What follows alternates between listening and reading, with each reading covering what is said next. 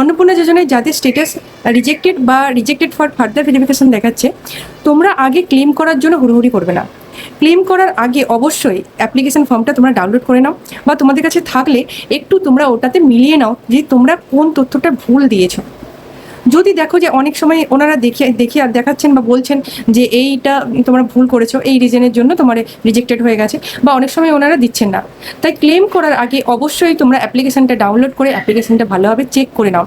অ্যাপ্লিকেশনে হতে পারে যে তোমার যদি কোনো তথ্য ভুল থাকে, বা তোমার স্বামীর কোনো কিছু তথ্য ভুল থাকে, বা তোমার সন্তানের নামে স্পেলিং ভুল থাকে, বা এরকম হতে পারে আধার কার্ডের সঙ্গে নামের মিসম্যাচ হয়ে গেছে, সেই জন্য হতে পারে, বা তোমরা যে সাইবার ক্যাফে এটা অ্যাপ্লিকেশনটা করেছিলে সেখানে কোনো তথ্য ওনারা ভুল দিতে পারেন।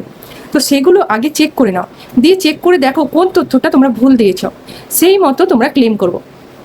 ক্লেমেতে অবশ্যই কিন্তু তোমরা জানাবে যে আমি এই তথ্যটি ভুল দিয়েছিলাম, এখন আমি ওটা সংশোধন করে নিয়েছি, আপনি প্লিজ বিবেচনা করবেন, এরকমভাবে লিখবে। তো এইভাবে তোমরা জমা দেবে। আর তার সাপোর্টিভ ডকুমেন্টসগুলো দাও, মানে যেই তথ্যটা তুমি ভুল দিয়েছো সেই রিলেটেড ডকুমেন্টসটাই তুমি দাও, আর তার সঙ্গে অবশ্যই তোমার আধার কার্ডের নাম্বার এবং ব্যাংকের পাসবইটা কিন্তু দিয়ে দেবে।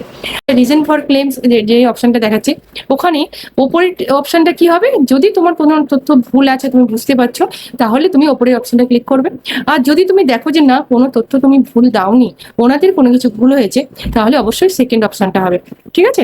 তো তাড়াহুড়ো না করে ক্লেম করো ধীরে সুস্থে, আর তোমাদের তথ্য যদি ভুল থাকে সেই অনুযায়ী তোমরা ডকুমেন্টস দাও। ঠিক আছে?